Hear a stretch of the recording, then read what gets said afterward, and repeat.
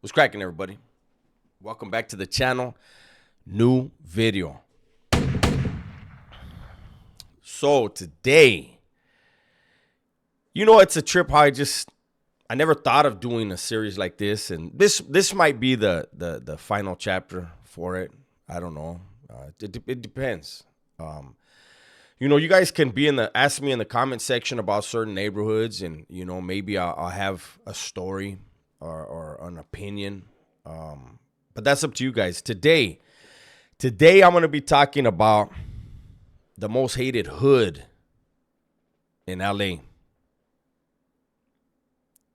To me, I did the most hated barrio or gang or barrio, whatever you want to call it, in America. I believe that's MS because the politicians have been talking about them for years. And it's not just the Trump administration. Prior to that, I think during the Obama administration, they were talking about MS all over the United States, right? Then I did LA's most hated barrio, 18. I believe that. They have more enemies than anybody, right? And today is going to be the most hated hood in LA. And this is another one where I believe, and you guys can get in the comments. You guys can give your opinion if you think I'm right or wrong, right? But to me, the most hated hood is and has been for a very long time the Hoovers. I remember my first run-in with a Hoover. Boxer from Five Deuce Hoover. And we were in SRCC together. And he was, I believe, had already been to YA, and he was back on another case. And I remember we were in Cabrillo together, and he had tattoos on each forearm that completely threw me off. And I'm gonna say the tattoos, no disrespect to anybody, but I want to tell you and why it tripped me out, right? He had on one forearm, inside of his forearm, he had CK, right? And on the other one, he had BK. And I saw it, and I was like, what the fuck? And I remember asking some of the homies from Los, like, well, hey, Holmes, where's that vato from? He's got CK and BK. They said, oh, he's from Hoover, Holmes. They got more Crip enemies than blood enemies. So they go after anybody. And I was like, damn. And I remember in YA, the two deepest hoods, and they were rivals, as it makes sense. Hoovers and East Coast. The Hoovers and the East Coast were so damn deep. But one thing that always stood out to me, I didn't see it in the joint, but in YA, one of the things that stood out to me is, and it was more of the Five Deuces, right? But their style was different. Like, so when I was in YA, the deepest ones I remember was the Five Deuce Hoovers and the A-Tray Hoovers, right? And then obviously I was in YA right there with Chinaman, Damian Porter from 11 Deuce. But there was more of the other ones, the Five Deuce and A-Tray. And the Five Deuces, I noticed it more with them. But like you would go to certain classes, right? Like you would be assigned every few months. They would rotate classes and stuff. And that's when it would go down. Because at least for the raza, like if you got a new class and you had an enemy in there, boom, you had to get down with them. You could not be in the same classroom with your enemy without getting down. It was gonna be bad for you, right? That was just one of the rules. But a lot of times you would get these little folders, and you were supposed to put your schoolwork in there. Nobody really did schoolwork.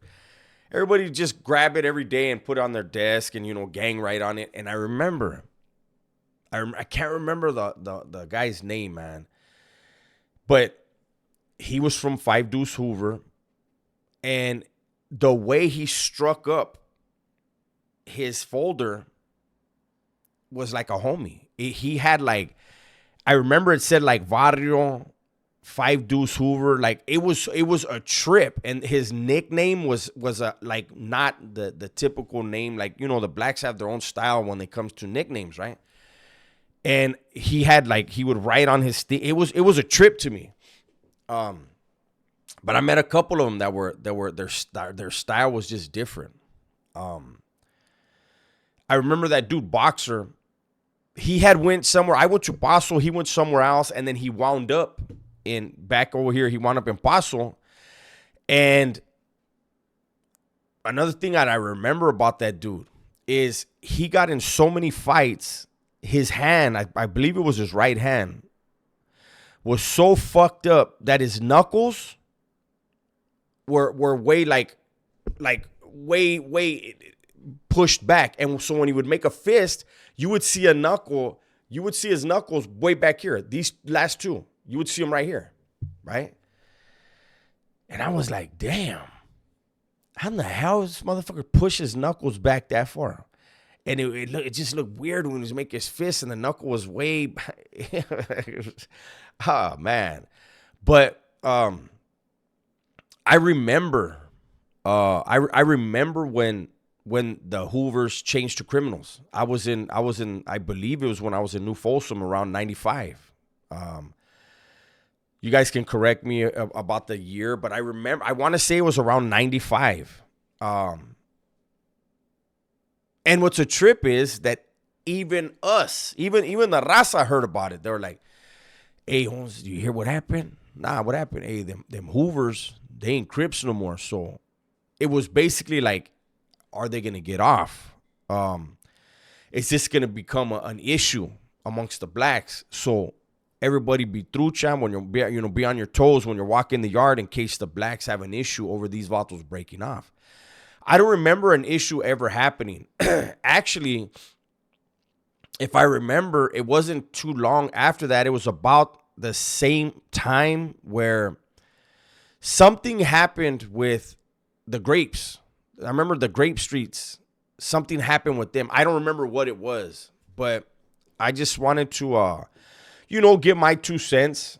I'm doing this series, and I have to say, in my experience, the Hoovers having so many damn enemies, they've existed. They continue to exist, unfortunately. And I say that about all gangs and all hoods. It's unfortunate that our youth are still involved in it, but hey, in that world, in that element, I got to tip my hat to the Hoovers for breaking away. I guess maybe they already were broken away to an extent because they had so many Crip rivals. But it was a trip. It was a trip to run into those dudes, and they were always cool. Like, there was dudes from certain hoods that you'd meet them, and they, you didn't really like their style. But the Hoovers were always straight up dudes, you know what I mean? And they were always cool. And look if we think back a few years back when the street vendors were getting attacked, if you remember, some youngsters from Hoover, they got one of the vendors. They robbed the vendor, and the Hoovers disciplined them and posted it on YouTube, on the internet, on IG, on everywhere. Like, we ain't with that shit. And it like re-cemented in my head, the respect that I always had for Hoovers. I don't ever remember having other than, when me and Chinaman got into it. And even then, prior to us getting into it, we were cool. After we got into it, we were cool. But those dudes were always very respectful. I don't ever remember not one dude from Hoover being loud and obnoxious. They were just handling business, man, and on the streets and in prison. And so that's my video. I'll keep this one short. I'm not from LA, so I don't have a lot of interactions with them at all on the streets. But in jail and in YA and in prison, they were deep as hell. They were always getting off. Even real quick before I go, even when I would have to have a discussion with some of the, the leaders of the blacks, if there was something going on, it was always so easy to talk to the I want to say the dude's name, but there was a dude from Hoover I used to have to talk to, and it was always like, boom, in and out. It was so, hey, okay, boo, all right, yeah, no problem. And some of the other groups, really, it was only one dude. He was a Blood, and he was from the 3-letter organization of the Bloods, and he always wanted to nitpick, and it was just like, like what, it was just, yeah, it would get a little bit tense, having to deal with that cat.